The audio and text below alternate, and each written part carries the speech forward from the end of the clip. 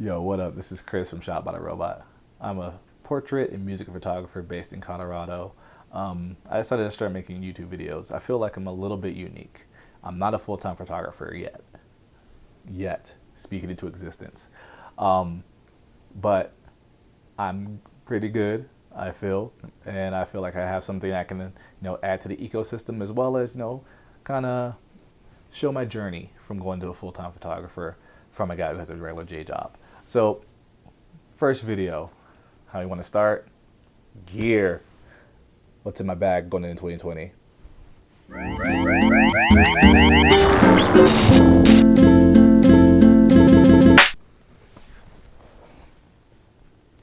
All right, so what's in my bag? I'm gonna try to keep this relatively brief. I'm gonna do a little intro video later on, but you gotta get to know me before you wanna be watching me for like 20, 30 minutes and some other bullshit. So let's try to kind of run through this. So first things first, here's my bag. I like to have messenger style bags because I like to be able to flip the flap over, have it on my shoulder, and just dip into it, and not have to take off a backpack all the time. Backup body in my soon-to-be film body is the XT2. I've had this for quite some time. This was my main body for a long time, but I recently upgraded. The XT2 is going to end up being my film body as I learn to do more film stuff, as I need to do more, and as I start doing more jobs and the jobs afford it. I'm going to upgrade this to an XT2 so that I can have more video capabilities, 4K, etc., which gives me options to grind. But right now, I'm good with 1080p. I'm actually filming this on a Canon Rebel. But again, eventually I'm gonna go to Fuji. I just need to get the right mic. My main body now, though, X Pro 2. That's what I upgraded from here. The X Pro 2 is my main body. I got this in July for my birthday. Happy birthday to me. It was my birthday present to myself. Sold off some gear. Sold my X100T and some lenses and some other stuff. Everything to afford this. But I knew the X Pro 3 was coming out. A lot of people were getting rid of this for the low. So I saved a good amount on this body. I'm living on it that I always use. Probably my go-to lens always is with 35 f2. So the 35 f2 Fujicron, as they're calling it, lives on this body with a resistance setup. The main thing I love about this camera and why I upgraded, it wasn't the megapixels. It was the fact that weather resistance is nice. I live in Colorado. It rains, it snows, but tethering. I really want to be able to tether compared to the XE2 I was using, Toshiba SD card wireless setup. It worked, but it was slow. It would take about 8 seconds per image. This was just a regular USB cable into my MacBook Capture One, blazing fast with the JPEGs. So that's my go-to now. Besides that, my other Fuji lens, these are my only two Fuji lenses at the moment. The kit lens, the 18-55, 2.8 to f4. I got this because, again, I want to learn video, which is why I'm making these YouTube videos as well. Kind of help me learn, gives me motivation to learn stuff. But then I want to be able to, I got this because it has the image stabilization, and I want to be able to, run handheld stuff, get B-roll, things like that, get my Peter McKinnon on. So I figured, caught this for the low. Also, I want to get a new wide-angle lens because my wide-angle prime, and I don't know if I want to get the 18 f2 or the 16 1.4 or 2.8 or 23 f2. So I figured, play around with the wide-angle, figure it out. While I'm playing around with the wide-angle, I got this, the Miike 25-1.8. So this lens cost me $65 on Amazon. All metal. Pretty, not heavy, but got some weight to it, got some heft to it. Comes with a metal lens cap, which is cool. I don't know if you can hear that in the mic. Decently sharp. Only reason it can't stay with me forever though, clickless aperture, not my thing. I like to be able to change by feel. I like to be able to be like 1.8 and click 2, click 2.8, click 4, click 5.6, click 8. Like I like to be able to just click, like click, click, click, click, click, count the clicks and know where I'm at. Can't do that with here. I don't really like taking my eyes off the camera, like my eye from behind the viewfinder to look down. I just feel it looks a little in my head. So this will eventually get replaced. It might stay in my video bag because it is clickless aperture, and that's nice, and it's decently fast at 1.8. So that probably stay in my video bag. Besides that, my portrait lens. This is the film lens. This is the Minolta Rocar 58-1.4. Decently sharp, wide open, but I'm probably going to be shooting it, around 2.28 because it's long enough that I'm going to get a little bokeh with that. I don't use this too often. This is more my headshot or head and shoulders type of lens, which I tend to shoot a bit more half body. If I'm getting that closer, sometimes I'm probably with the 35 anyway, but I got that for that. And then also with the zoom, I'm kind of, well, the zoom at that 55 range is f4, but still pretty good. But that's going to be a lens I change out in 2020. I'm just waiting to see what's going to happen. I don't have money for the 56-1.2, even though that is a great lens and I got to use it at a wedding, but can't afford that. So it's not going to be the lens I go to probably, unless I start doing pretty well and I have the money to get that. But I'm probably going to go with either the 50 f2, just because it's nice to have autofocus and it's nice to have water resistance, and it's still a really good lens. I've seen the photos of it with portraits and it looks nice. But we're waiting to see what happens with this Viltrix 56-1.4 that's going to be coming out. If that's also $250 and it looks optically good, even if the autofocus is trash, $250 and it looks good, you can't pass that up. So we'll see what happens with that.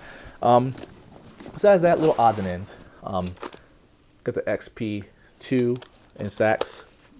Got the extra film here. I like this a lot. One thing that makes me happy is just, shooting a photo you like and you print it out and give it to that person. My girlfriend and I, on our first date, I took a picture of her and I printed it out and gave it to her, and she keeps it on her nightstand.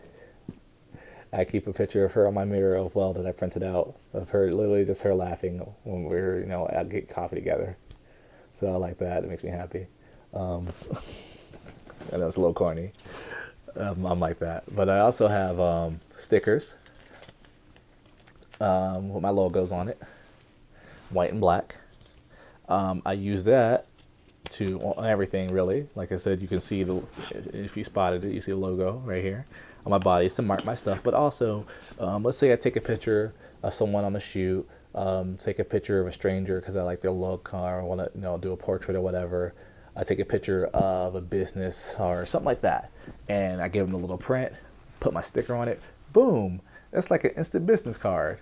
I learned that from Zach Arias. I think he used a stamp, which I would like to get a custom-made stamp, but I can't find the right one. I've seen like little cool ones, but I haven't seen one where I can do a custom one. So if you know about custom stamps, where I can get a square custom stamp, hit me in the comments. Gotta have the sunnies on deck. I like the Clubmaster style myself. Also have my hand warmer. It doubles as a power bank. You can plug it in your phone, and also it has a little light there. You can see that. See it blinking. It tells you how much power you have left. This one needs to be charged, but turns on and it warms up and it just warms your hand. Works for about, I think, 6 hours on one charge. Besides that here, iPad on deck for image review. If I'm not shooting tethered, then this will be what I'll have on me, so we can review images on a bigger screen. Let clients choose what photos they like. Let them know when we get the money shot so they can see it on a big screen what to expect. Helps you also pick stuff that they like. Also the Think Tank, the Pocket Rocket, I believe it's called. Holds SD cards, only a couple in here right now. My old Toshiba Wi-Fi card is in here. Again, that's what I used to use to try to do wireless tethering. It does work. It's just very slow. Like I said, about 7 to 8 seconds per image. So didn't keep it going. Now I'm glad I can just tether with a cable. Besides that, that's it. Shout out that. This is my bag. The Ona Brixton wax canvas. I've had it for about 4, maybe 5 years. Held up pretty good. It's waxed canvas, so water kind of beads up and repels off of it. Haven't had any problems. This is my light bag here, though. Light bag is a generic Chinese messenger bag. The difference between this, one didn't have waxed canvas, but also the Ona Brixton, it buckles in. This is just a button. I like the buckle in, for real. That's why it's my main bag, because if someone tries to grab a strap or whatever, I can feel it. So I keep usually 3 lights on me. Basic light, literally basic, Amazon basic. This is $20 light. Literally use it just for fill. Sometimes I'll put a grid on it, use it for a key light, so something like that. You can't even zoom. Literally only you can change power. That's it. That's all you can do on that. My other light, the Godox TT600. I've recently bought into the Godox system this last summer. This cost me about $50 used. I buy pretty much everything I have is secondhand except for maybe my 35 f2 and my bag. Everything else is literally secondhand. But yeah, this I haven't had any issues with this. I used to shoot Yongnuo. Now I'm on Godox.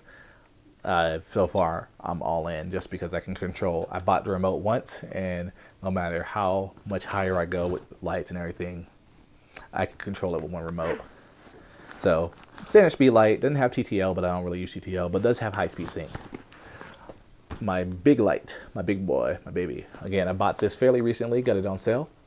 The 80-200, everyone knows about that. There's plenty of videos about it. First thing I had to do was over the power the sun with high speed sync, no problem. I like this a lot. I'm planning to get a little monopod and like a softbox so I can run and gun with it myself, or if I have an assistant, just have them, hold it wherever. Rarely have an assistant at this time. Again, I'm not full-time yet, so usually me by myself, so I'm going to have to get a monopod so I can just, hold it up myself and shoot lit. Yeah. I control it all with the X Pro F. This fits good on top of the camera, looks good, has a big screen LED, really bright. I like the fact that it's scroll to change settings as opposed to an arrow. Just makes it easier to change stuff. Allows you to turn on the modeling lights and stuff and everything from here. Test it out, all that good stuff. Pretty awesome. Also, for my lights, I have the little magnetic accessories here. Goes to the front of the speed lights. Comes with a grid, and it comes with a clear option here. Let me just take that off so you can see it a little bit better. Like that. Allows you to put in gels of various colors and play with colors and lights and stuff like that. I'm a huge fan of Nick Fancher and his books. So probably I think it's really the reason why I first started playing with gels.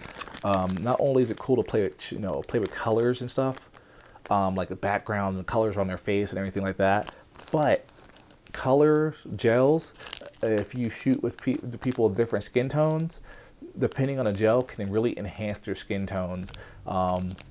Being a photographer, black photographer, I'm shooting with a lot of black people and people of color, and I find, like, if you're shooting a studio and you have time to play with gels, like, depending on the skin tone of the person you're shooting with, play with gels to see how it can enhance the skin tone.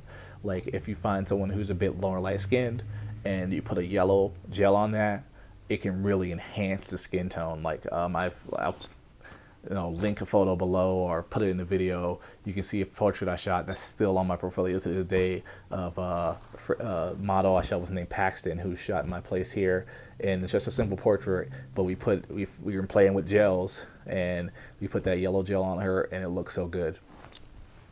Besides that, I keep a reflector in here. This is a small reflector. Rarely use that side. Typically I'm using the white side because I'm usually using it as a fill. But it has a handle. Again, since I am shooting by myself, use most of the time, I have a handle here. Find the angle, click, and then it's, like I said, twists right up.